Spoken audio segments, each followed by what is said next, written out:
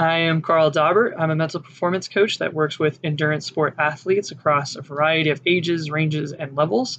Most notably, I'm working currently with Marywood, Misericordia, and King's College cross country and track and field teams. And I'm here today to talk to you guys about mental flexibility, what it is, how it's a little bit different than mental toughness, how it's a skill that you can develop, and what it's going to be able to do to help you become the best runner that you can be. So here we go. We're going to talk about mental flexibility. This presentation is going to go over what it is, what it isn't.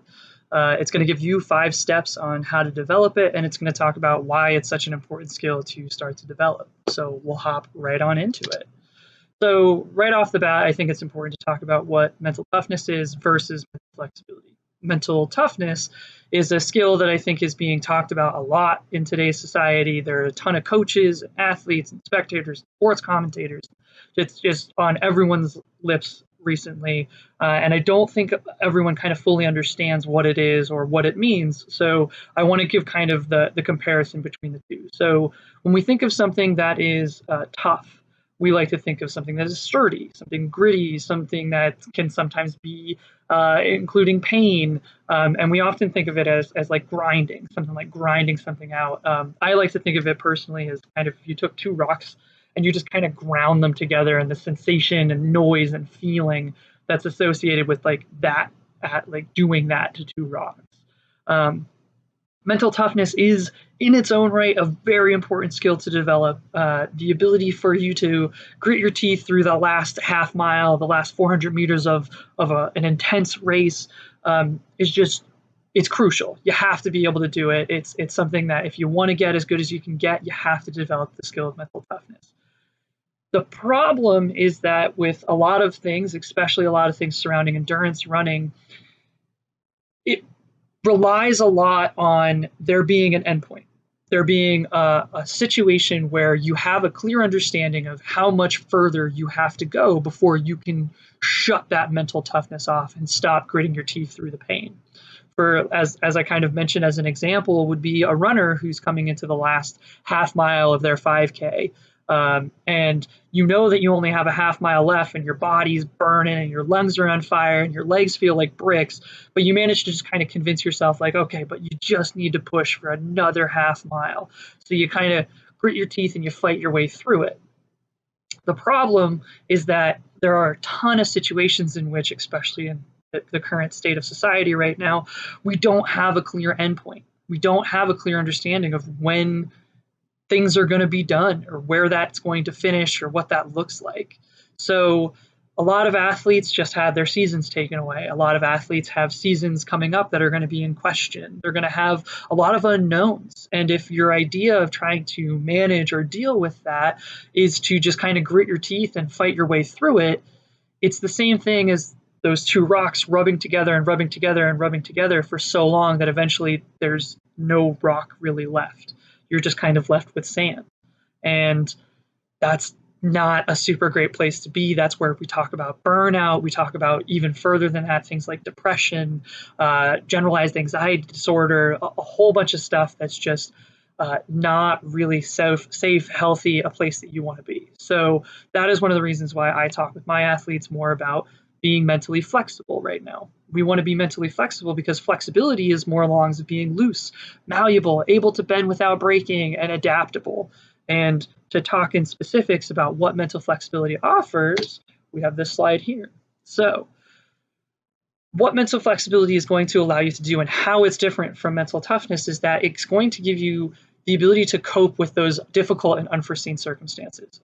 You guys have gone through an incredibly difficult time as athletes, a time that I don't think anyone who is a coach who's ever been involved with sports has ever experienced themselves. So kudos to you guys for going through it, and incredibly heartfelt sorry about this. But we talk about what mental flexibility can do for you in the form of being able to manage some of this unknown, some of these things where we don't really know what's happening. And there's a story of a girl that I worked with a couple of years ago who forgot her spikes going into the district meet, and she was in full panic mode.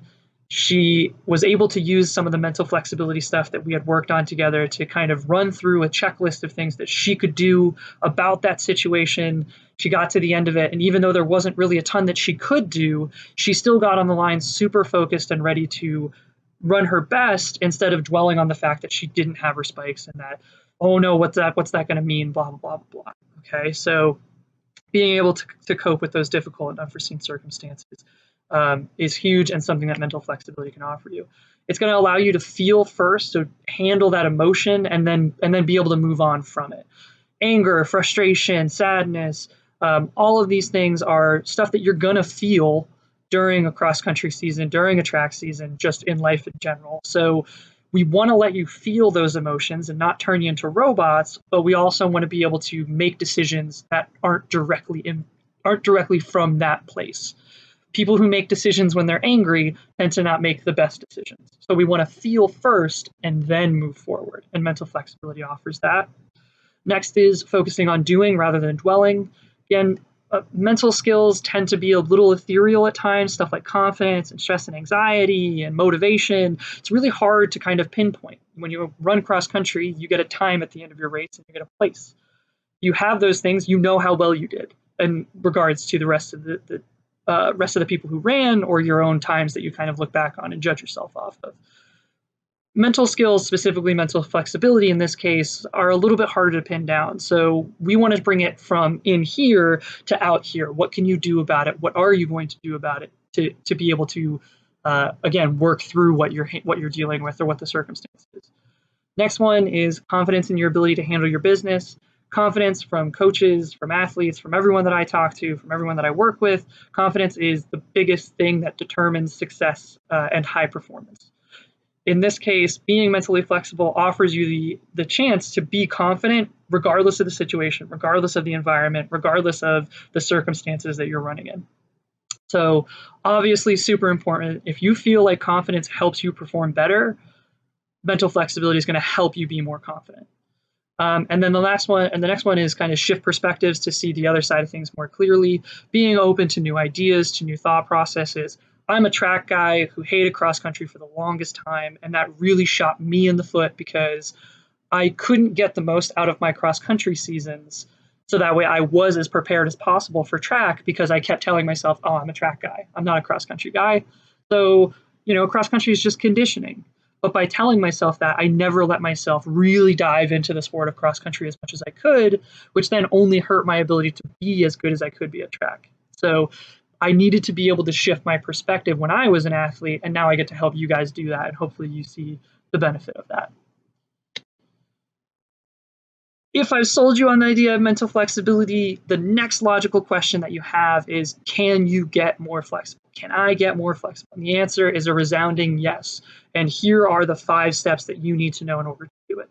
We're going to go through them real quick, and then I'm going to give you guys some examples or an example of what that looks like in practice. So step 1 is we want to create a plan. We don't want to end up in a difficult and situation where we need to be mentally flexible and be scrambling to try and come up with something. We want to go in with a plan that we have. The next one, self-awareness. Can't fix a problem if we don't know that one exists. We need to be able to know what our triggers are, what are circumstances in the past that maybe you have noticed kind of stand out where you get kind of sucked into dwelling on how you feel about something as opposed to acting or being deliberate with your decisions beyond it. Big one for cross-country runners is weather. It's too hot, it's too cold, it's rainy, the course is muddy, it's snowing, whatever the case is. Are you letting yourself dwell on that, or are you able to kind of be more mentally flexible, handle that circumstance, and still be able to give your 100% best effort that day? Next one is acceptance. This goes back to something we talked about on the previous slide. We need to be able to accept the emotions that come from how the situation is playing out around us. We're not trying to turn you into robots. I'm not trying to get you to not feel. That's unrealistic. It's not going to work anyway. It's like hitting your head off of a wall. Okay. What we want to do is recognize that just because we feel a certain way, just because a situation is making us angry or sad or frustrated, we don't need to buy into that emotion. And we can create space between how we feel and what we then go and do. And that's where the plan comes in, which is the next step. We want to be able to enact that plan once we recognize that we've kind of hit our trigger, we've accepted the emotional piece, and now we have this plan in place to be able to enact, go out there and do what we need to do to get through the situation as best as we can. That's the key there, as best as we can. This is not going to suddenly make you able to run amazing times in wintry conditions or something along those lines, but it's going to offer you the chance to get the most out of what you can do on any given day, on whenever, regardless of the circumstances, regardless of the situation and environment that you're running in or competing in. The last step on this one is do it over and over again. You need to keep training it, and that's how you train it. Just like how you do mile repeats, just how you do different workouts, just how you get in a bunch of miles and you get in that endurance aspect of things. We need to train this skill again and again and again and be your own scientist with it. Once you create that plan and you give yourself a couple of chances to work yourself through it, sit down with the plan and be like, hey, is it working? What's working? What's not working? What can I change? What do I need to change? What's good? What's not? And then tweak some things. And that's how you're going to personalize it to you. I could sit down and I could give you 100 different athletes' plans and the way that they enact them and everything like that, but you need to make it personal to you so that way it's as effective for you as possible. The brief example that I have of this one is a girl who is getting ready for her biggest race of the season. It was one of her favorite courses of all time. She was super excited for it, and she sat down and she created a plan for the circumstances surrounding that race. She said that regardless of the environment, the circumstances, what she was going to be dealing with, she was going to have a plan. And the plan would be that she would go to the course, she would walk the course, see the conditions that it was in, feel the weather, obviously, and just kind of go through the motions of how she was feeling that day. She would do her warm-up afterwards, she would do her drills, and then before she would head over to the start line, she would go find a somewhat quiet place, grab a clump of grass, squeeze it as tightly in her hand as she could while doing a slow, deep breathing exercise of just calming herself down, getting a couple really good deep breaths in, and then she would let the grass go. And to her, symbolically, releasing the grass was releasing any of the feelings and the emotions and the things that she had no control over in that situation. She gets to the course the day of the race.